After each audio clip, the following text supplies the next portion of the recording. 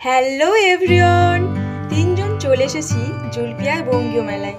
আর এখানে সবথেকে আমার মজার বিষয় লাগে, প্রথমে ঢুকলেই বড় বড় সাইজের সবজি দেখা যায়, লাউ, কুমড়ো, ব্রকলি, মানকচু, আরও নানান রকমের ফল এখানে থাকে বড় সাইজে। আর এই যে ছবিগুলো দেখছেন, এগুলো খুবই সুন্দর, কিন্তু এখানে ড্রয়িংগুলো আমার খুবই ভালো লাগে, একটা একটা ছবি দেখার মতো।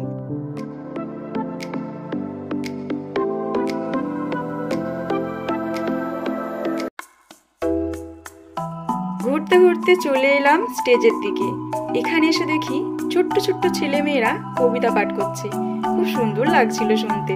তারপরে চলে এলাম খেলার দিকে।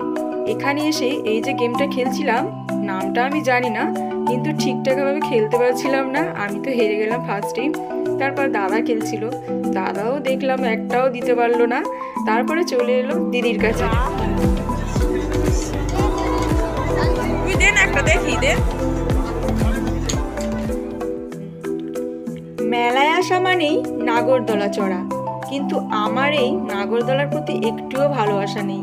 আমার একদম উঠতে ভালো লাগে না, কারণ নিকো পার্কের যে রাইডগুলো চড়েছি আমি, এত ভয় এসে গেছে আমার এই সমস্ত জিনিস দেখলে, আমার একদম ভালো লাগে না উঠতে। তারপরও জামাইবাবু জোর জবরদস্তি করে টিকিটটা কেটে আনলো। আর আমি টেনশনে ছিলাম, এখানে যে নিচে অডিয়েন্সরা আছে তারা আমাদের দেখে কত হাসবে, আমরা ওখানে চিৎকার করবো আর এরা এখানে মজা নেবে। তারপরে অনেক সাহস করে উঠলাম। এই রাইডস তো আমি চড়বো না, আর দাদা শুনবে না, জোর জবরদস্তি করে তুললো।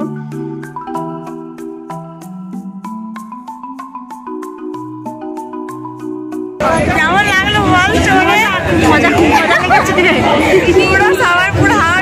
চলো এটা দিও, চলো চলো এইটা আমাদের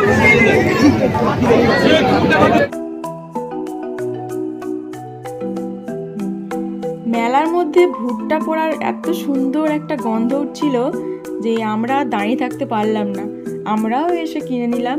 আর শীতের রাতে গরম গরম ভুট্টা খাওয়ার মজাই আলাদা। কিন্তু আমাদের কপাল খারাপ, কচি পড়েছিল, যার কারণে কেউ খেতেই চাইছিল না, এতটাই কচি যে খেতে ভালো লাগছিল না।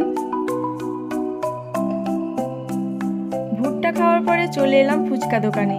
আর টক জলটা এত সুন্দর হয়েছে, জাস্ট অসাম লাগছিল খেতে।